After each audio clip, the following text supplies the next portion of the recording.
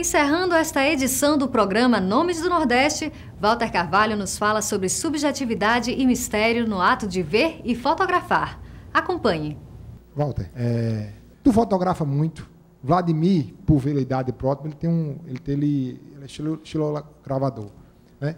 Tu, uma vez, me disse que tu fotografa muito entre um filme e outro, e tu estava o tempo todo aqui falando de aprender, para tu desaprender, para que tu não leve as soluções de um filme para o outro, para que tu não leve uma escrita de um filme para o outro. E como é que é isso? Olha, no fundo eu não passo de um fotógrafo, né? No fundo eu sou um lambe-lambe, e continuarei sendo, e me obrigo a dizer sempre que posso, em público, em entrevista, seja com câmera, seja para jornal, seja o que for, eu me obrigo a dizer sempre que eu sou um fotógrafo que dirijo, porque fica todo mundo me perguntando, e agora? Você não é mais fotógrafo, virou diretor e tal. É verdade que eu assumi de dirigir, apesar de ter feito outros filmes antes. Em 78 eu fiz um filme, um curta. Apesar de ter feito filmes antes, as pessoas acham que... E elas precisam entender que eu não sobrevivo como diretor. Eu não sei como a maioria dos diretores de cinema sobrevivem só de dirigir. Eu não consigo. Então, eu sou um fotógrafo que não posso deixar de ser fotógrafo. Primeiro, porque ensandecerei se não parar de fotografar. É uma questão de vida e de morte. Eu tenho que fotografar, senão eu ensandeço. Segundo, a minha sobrevivência vem daí. Eu sou um fotógrafo, continuo sendo fotógrafo, serei sempre fotógrafo, mas não abro mão de não dirigir. Não abro mão. Acho que até porque o envolvimento, eu como fotógrafo de cinema, o envolvimento que eu tive com os diretores, alguns mais sinceros e mais generosos, mais sinceros não, sobretudo mais generosos, falam da minha parceria com eles. Eu não sou um fotógrafo que executa a fotografia. Eu executo uma imagem, eu procuro uma imagem que ele precisa. Não está na minha cabeça as imagens que eu fabrico, que eu invento, que eu descubro, que eu construo junto com os meus parceiros para o filme do meu parceiro, entendeu? Não é. É uma coisa feita a partir de. Claro que quando eu encontro um diretor que delega, é horrível. Quando eu encontro um diretor que ordena, é pior ainda. Mas a maioria dos diretores com quem eu trabalhei, quase na totalidade, perguntam: o que é que você acha? Porque, veja bem, o meu exercício com a imagem, ela não se dá só na fotografia. Eu, na minha intimidade, não para mostrar, longe disso, menor chance, até porque eu destruo, jogo fora, mas eu continuo desenhando, eu continuo pintando, eu continuo me sujando de tinta, entende? Loucamente, porque é uma forma de não ensandecer, entende? Você, desde o dia em que um professor de pintura disse para mim: se você tiver uma superfície branca na parede e você fizer pegar um pincel e pintar com uma tinta azul, você vai olhar para essa tinta azul e você vai ter a sensação de que tem um buraco na parede. Mas se você, nessa mesma parede, você fizer isso com uma tinta vermelha, você vai ter a sensação de que aquilo está saindo de dentro da parede. Quando o cara me disse isso, eu comecei a me tremer. Eu falei: o que esse cara está me dizendo? Esse cara é louco. Esse cara pode me botar para fazer análise o resto da vida. Ele está me dizendo uma coisa que é a matéria da cor, a matéria do que eu faço com o cinema, com a fotografia. Eu saí louco atrás dos livros, com esse cara na cabeça, fui parar na casa dele. Falei: olha, você vai ter que me explicar melhor isso, você vai ter que me dar um caminho. Como é que você descobriu isso? Por que a pintura descobriu isso? Por que o azul é buraco e por que o vermelho não é? É o contrário? Apenas a cor? E eu que não fotografo em cor, isso aqui, eu não trabalho com cor, eu não sei trabalhar com cor. Eu não me sinto à vontade de trabalhar com cor, para você ver como são as coisas, só no cinema. Então, como é que alguém pode dizer que sabe, não é? Como é que alguém pode me dizer isso e dizer que sabe? E se esse azul estiver envolto de um verde? E aí você começa a pensar do verde, aí você diz: Aí você vai ler, aí o Cézanne diz assim, 1 quilo de verde é mais verde que meio quilo de verde.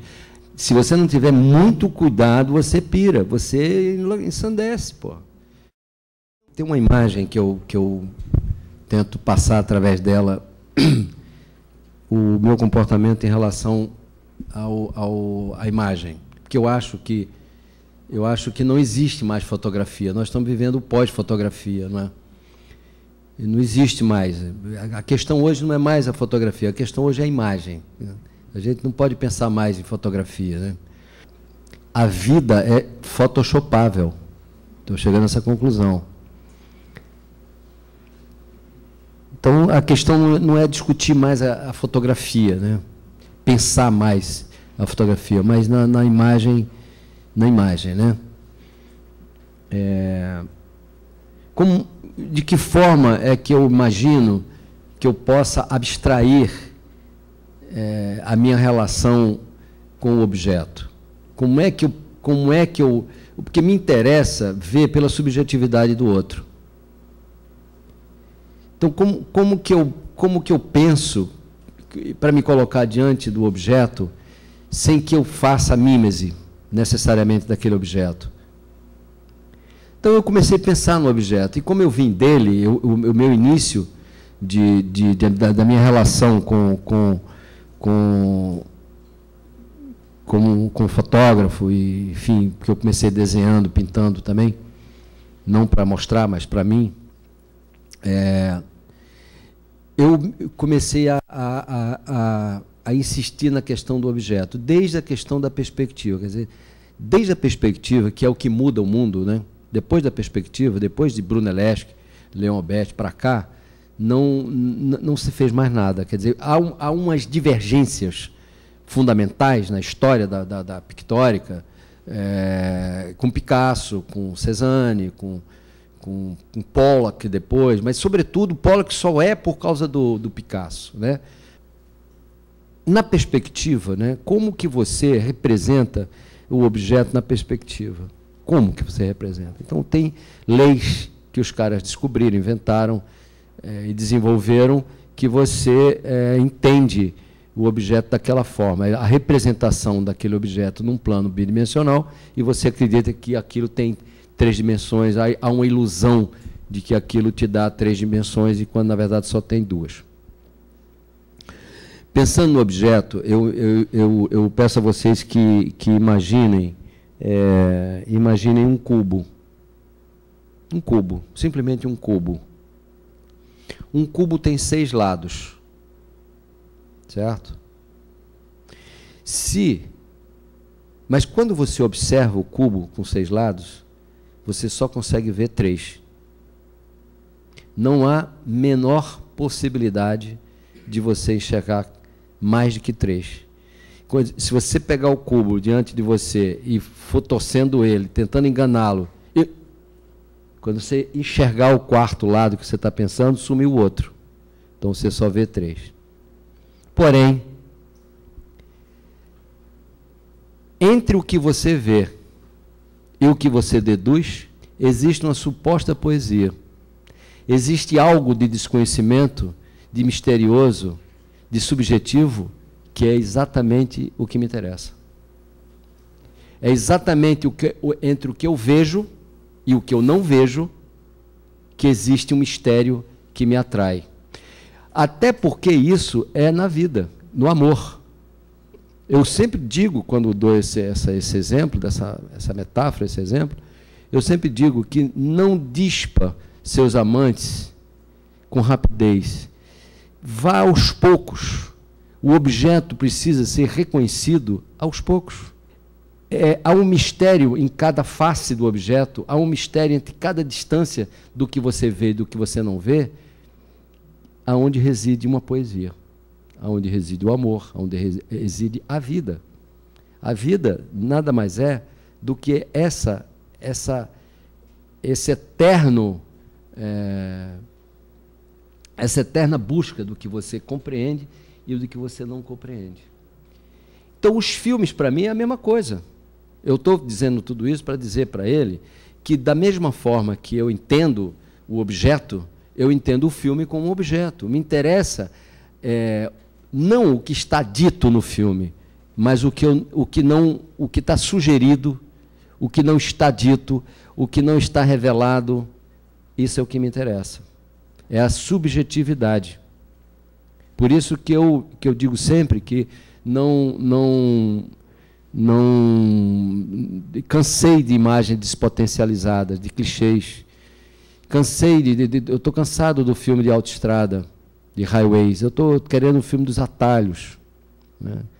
Me identifico mais com isso, que é o cinema, a imagem mais que eu tenho mais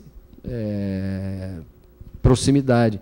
Então, talvez por isso que cada filme que eu faço, ao tentar descobrir dentro dele isso que eu não conheço, saia daí um conceito, uma linguagem que possa trazer alguma coisa não de novo, porque o novo não existe, mas de novidade.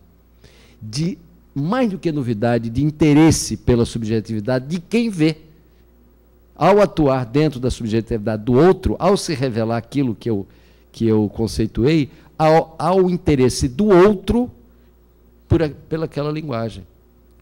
E o programa Nomes do Nordeste termina por aqui. Esperamos que você tenha desfrutado desse momento e que continue conosco na próxima edição, quando vamos conhecer outro grande nome da arte e da cultura nordestina. Até o nosso próximo encontro.